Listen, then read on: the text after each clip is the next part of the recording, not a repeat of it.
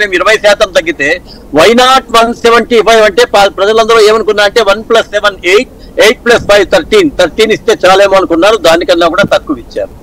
So ఇక్కడ వీళ్ళ అహంకారపు మాటలు ప్రజల్లో ఒక రకమైనటువంటి విద్వేషాన్ని, వీళ్ళ మీద ద్వేషాన్ని వచ్చాయి అనేటువంటి విషయాన్ని వీళ్ళు ఇంకా కూడా గుర్తించడం లేదు.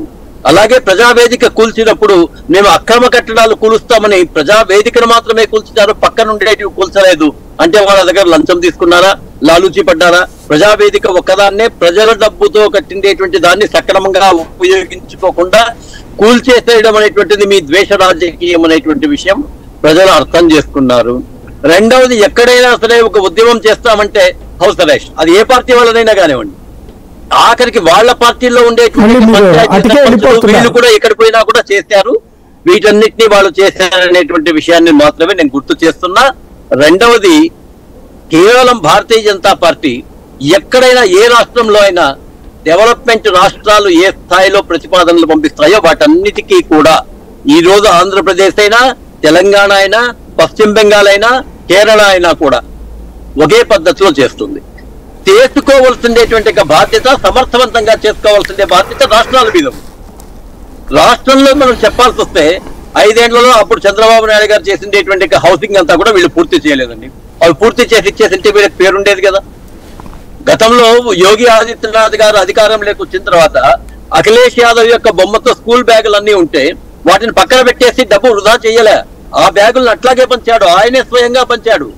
ఇది సంస్కారం. ఈ సంస్కారం ఉండాలి మనకి.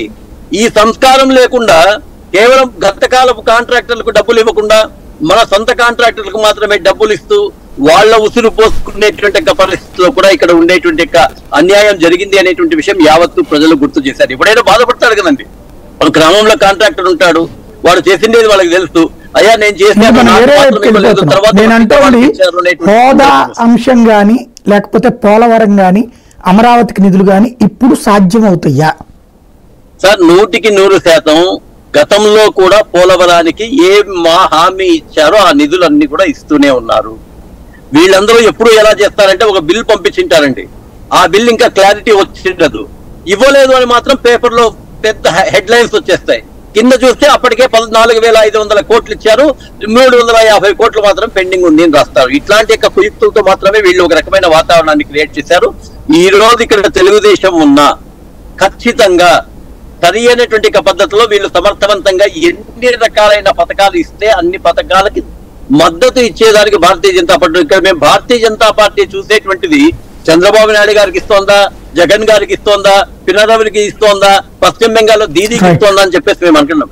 ప్రజల యొక్క సంక్షేమం కోసం ఇస్తాం కాబట్టి 100% ఇస్తాం. ఇంకా సమర్థవంతంగా ఇంకా ఎక్కువ పథకాలు మీరు కావాల్సి వస్తే కూడా కావలసిన యొక్క నిధుల్ని భగవంతుని యొక్క దయతో ఈ రోజు GST రూపంలో సక్రమంగా పన్నులు వసూలు చేస్తున్న